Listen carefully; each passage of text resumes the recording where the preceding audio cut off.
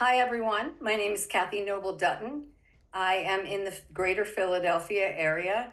I am a licensed clinical social worker and a personal trainer. I have a business where I am working with people who are in process of being diagnosed or survivorship related to cancer. I myself am a survivor of endometrial cancer and I have Lynch syndrome.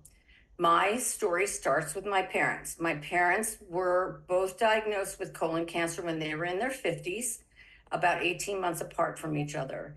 At that time, there was no testing for Lynch syndrome, so neither one of them was tested.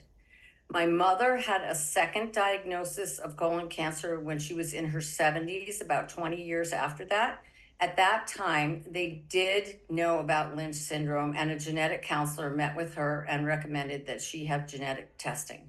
My father never had another occurrence of cancer, and he was never tested for any genetic abnormalities.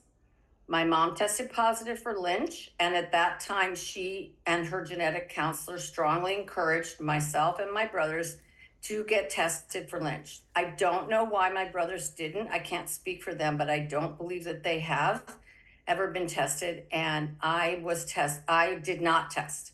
I did not test because I was self-employed and have been for years, and I was very concerned at that time that if I ever needed to get health insurance when I was no longer covered by my husband for some reason, that I would be denied health insurance if they knew that I had Lynch syndrome. So my approach was let my doctors know, make sure that I get surveillance that I need to have. I started having sigmoidoscopies and colonoscopies in my 30s, and also let my gynecologist know about my mom's diagnosis. And I felt like I had myself pretty covered.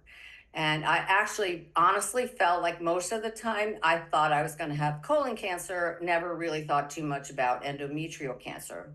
In 2013, I was diagnosed with endometrial cancer, and that was found through a routine pap smear. And at that point in time, I started interviewing oncologists, and my oncologist immediately said, "Is there any history of cancer in your family?" And I, of course, said yes. And then he said, "Was anybody ever tested for any kind of genetic issue?" And I said, "Oh my gosh, my mom has Lynch syndrome." I will tell you, I don't know why, but I really completely spaced out that she had Lynch, and don't know where that went in my head. And I'm a pretty savvy medical person, but it was not in the forefront of my mind. So of course my oncologist said right away, "We need to get you tested." And I tested positive for the same genetic variant, MLH1, that my mom had.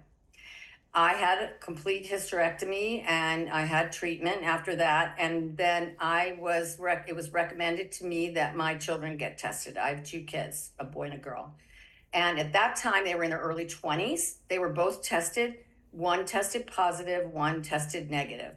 And it was my daughter that tested positive.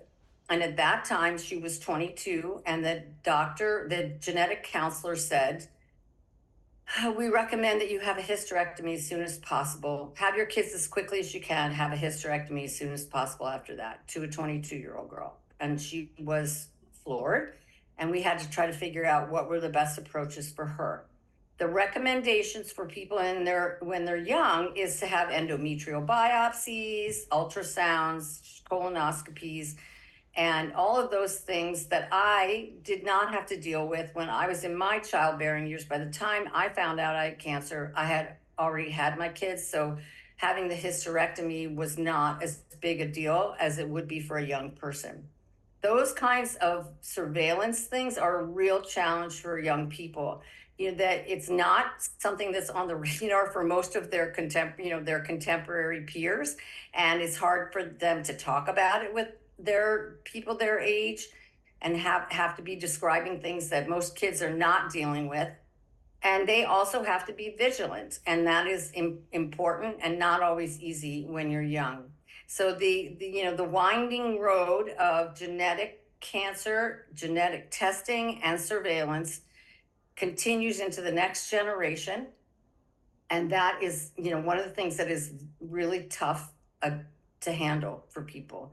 And I don't think that it's an easy thing. I think it's a winding, not straight road for all of us. And it is, even though I'm very like healthcare savvy, I missed it too. And I think it's really important. The more we get this information out, the more we learn from each other.